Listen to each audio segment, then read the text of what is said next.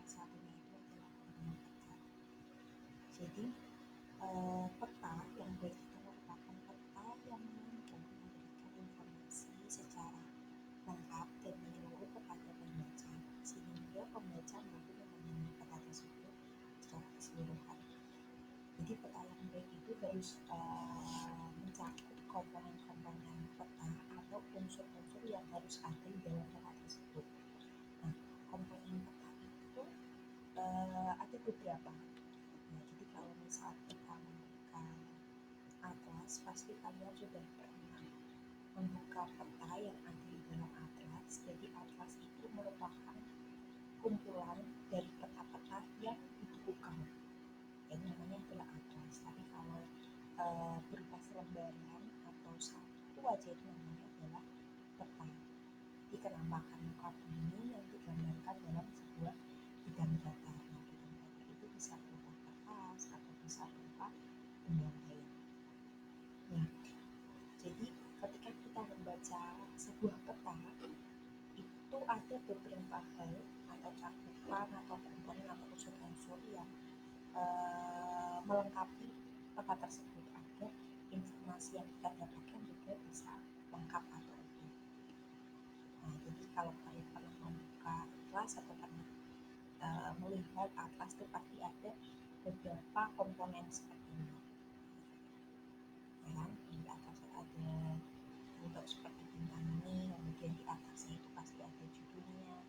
Nah, mari kita bahas satu persatu komponen dari peta dan fungsi dari komponen peta tersebut. Nah, yang pertama adalah judul. Nah, judul peta ini pasti ada dan harus ada dalam sebuah peta. Jadi judul peta itu fungsinya untuk apa? Jadi fungsi dari peta itu adalah untuk memberikan sebuah gambaran isi maupun tipe peta tersebut. Jadi tipe petanya itu maksudnya peta umum maupun peta khusus. Nah, jadi judul yang baik itu biasanya ditulis menggunakan huruf kapital seperti ini dan dicetak tebal dan tidak menggunakan huruf miring. Jadi harus menggunakan huruf yang tegak seperti ini. Nah, kalau di sini itu adalah judul petanya peta distribusi kepadatan penduduk. Jadi jenis peta ini merupakan jenis peta khusus. Jadi dari judul peta itu kita bisa mengatakan bahwa peta ini merupakan peta khusus atau peta umum. Nah, kebetulan di sini merupakan peta khusus atau tematik karena memberikan informasi tentang distribusi persebaran kepadatan penduduk. Nah, biasanya kalau peta khusus atau peta tematik itu jarang kita temui karena tidak bersifat umum. Kalau peta umum itu biasanya yang sering kita temui di sekolah-sekolah atau yang ada di dalam atlas. Terus komponen yang kedua adalah insert. Nah, insert itu merupakan peta kecil yang memberikan gambaran secara luas peta yang digambarkan di muka petanya. Misalnya nih, kita menggambar peta Kabupaten Semarang. Nah, peta Kabupaten Semarang insertnya itu ada di Jawa Tengah. Jadi memberikan informasi atau menandakan bahwa Kabupaten Semarang itu berada di Provinsi Jawa Tengah. Bisa lagi di peta tersebut itu merupakan peta Provinsi Jawa Tengah. Insertnya itu Pulau Jawa, menandakan bahwa Provinsi Jawa Tengah itu berdiri terhadap Pulau Jawa. Oke, yang ketiga itu adalah penunjuk arah. Di penunjuk arah itu bisa disebut dengan orientasi. Orientasi nama lain dari penunjuk arah atau arah mata angin. Jadi fungsinya itu adalah sebagai penunjuk arah utara, selatan, timur atau barat. Nah, biasanya kalau misal kalian buka Google Map itu pasti kan ada penunjuk arah belok kanan atau belok kiri atau berapa ratus meter lagi itu belok kanan belok kiri itu merupakan penunjuk arah atau orientasi. Jadi agar tidak bingung atau kita semakin paham akan lokasi yang akan kita tuju. Itu fungsi dari orientasi atau penunjuk arah. Yang selanjutnya itu adalah legenda atau simbol. Nah, legenda atau simbol itu sama fungsinya. Fungsi dari legenda itu adalah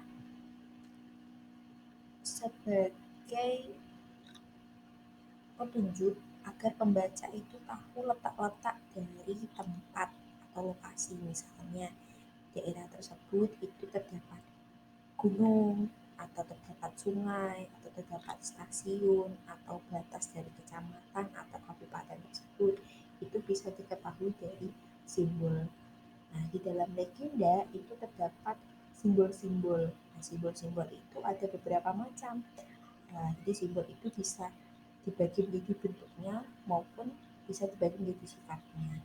Kalau berdasarkan bentuknya itu simbol dibagi menjadi simbol titik, simbol garis, sama simbol area atau luasan. Biasanya untuk simbol yang berupa bentuk titik, garis, area itu digunakan di dalam peta umum. Tapi kalau yang berdasarkan sifatnya, simbol itu ada simbol kualitatif dan simbol kuantitatif. Kalau yang simbol kualitatif itu biasanya menunjukkan kualitas atau misalnya dalam peta daerah rawan COVID. Nah, yang menunjukkan daerah merah itu merupakan daerah yang persebaran COVID-nya tinggi. Misal daerah yang hijau itu berarti persebaran COVID-nya lebih rendah. Itu kualitatif.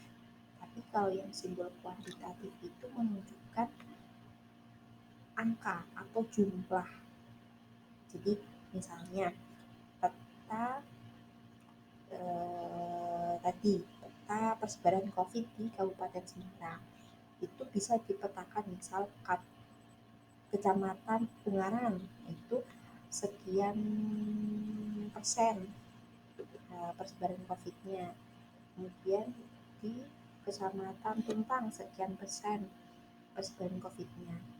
Itu merupakan simbol kuantitatif, jadi bisa ditujukan dari angka. Ya, selanjutnya adalah sumber peta. Ya, sumber peta itu berarti peta yang kita buat ini kita ambil dari sumber mana. Misalnya ini peta distribusi kepadatan penduduk, kita ambil sumbernya dari Citra Cuthbert Bandung 2003. Nah, Citra Cuthbert itu merupakan citra yang fungsinya itu untuk pemetaan seperti ini, kepadatan penduduk. Nah, itu kita ambil dari Bandung, berarti citra atau peta daerah Bandung. Tahun sumber petanya adalah 2003. Terus kemudian komponen selanjutnya tahun pembuatan peta. Tahun pembuatan peta itu adalah kapan peta ini kita buat. Itu sebagai penunjuk bahwa peta ini memang sudah kita buat di tahun tersebut dan biasanya disertai oleh siapa pembuatnya. Nah, di sini pembuatnya ada Departemen Teknik, Geospasial dan Geometrik. Itu merupakan sebagai sumber atau peta ini memang bisa dipercaya karena ada sumber yang membuat dan tahun ketika peta ini dibuat. Selanjutnya adalah garis tepi.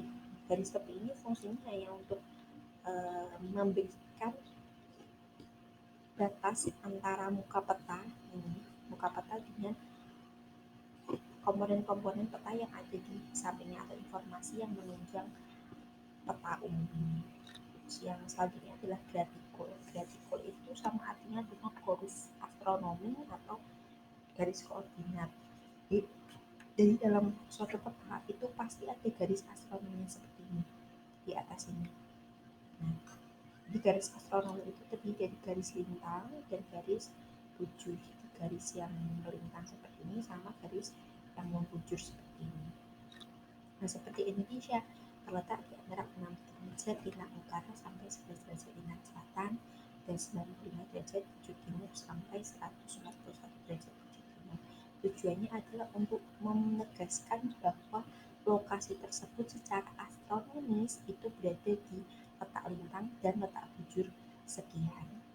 Biasanya kalau misal kalian buka Google Map itu di atasnya itu ada tulisan berapa lintang, berapa menit, berapa detik. Nah, itu menunjukkan bahwa lokasi astronomisnya berada di titik tersebut.